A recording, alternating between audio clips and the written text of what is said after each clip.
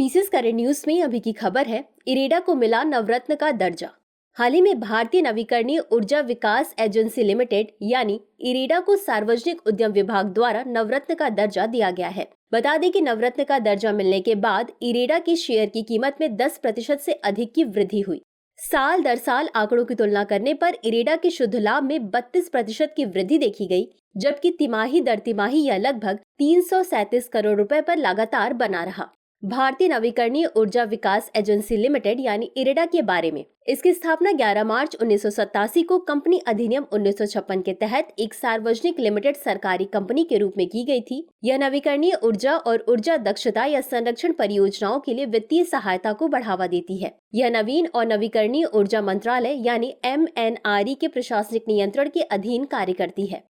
चलिए अब जानते हैं नवरत्न के बारे में। मिनीरत्न श्रेणी 1 और अनुसूची ए के तहत आने वाली CPSC, जिन्होंने पिछले 5 वर्षों में से 3 वर्षों में उत्कृष्ट या बहुत अच्छी रेटिंग प्राप्त की है, साथ ही 6 प्रदर्शन पैमानों में 60 या उससे अधिक का समग्र स्कोर प्राप्त किया हो। ये 6 पैमाने हैं: शुद्ध पूंजी और शुद्ध लाभ, उत्पादन की कुल लागत के सापेक्ष मैन पावर पर आने वाली कुल लागत, मूल्यह्रास के पहले कंपनी का लाभ, वर्किंग कैपिटल पर लगा टैक्स और ब्याज, ब्याज भुगतान से पहले लाभ और कुल बिक्री पर लगाकर प्रति शेयर कमाई, अंतर क्षेत्रीय प्रदर्शन।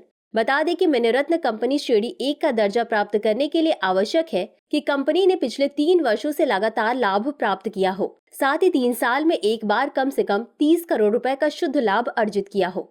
तो चलिए अंत में देखते हैं आज के अभ्यास प्रश्न को। भारतीय नवीकरणीय ऊर्जा विकास एजेंसी लिमिटेड यानी इरेडा के संदर्भ में निम्नलिखित कथनों पर विचार कीजिए। 1. हाल ही में भारतीय नवीकरणीय ऊर्जा विकास एजेंसी लिमिटेड यानी इरेडा को सार्वजनिक उद्यम विभाग द्वारा नवरत्न का दर्जा दिया गया है। 2. ऊर्जा मंत्रालय के प्रशासनिक नियंत्रण के अधीन कार्य करती है। उपर्युक्त में से कौन सा या कौन से कथन सही नहीं है या नहीं है? A केवल 1, B केवल 2, C 1 और 2 दोनों, D न तो 1 और न ही 2। इस प्रश्न का उत्तर कमेंट बॉक्स में जरूर दें।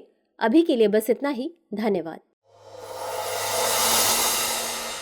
डियर व्यूअर्स, अपने एग्जाम की तैयारी को और बेहतर करने के लिए हमारे चैनल को लाइक, शेयर और सब्सक्राइब करना न भूलें।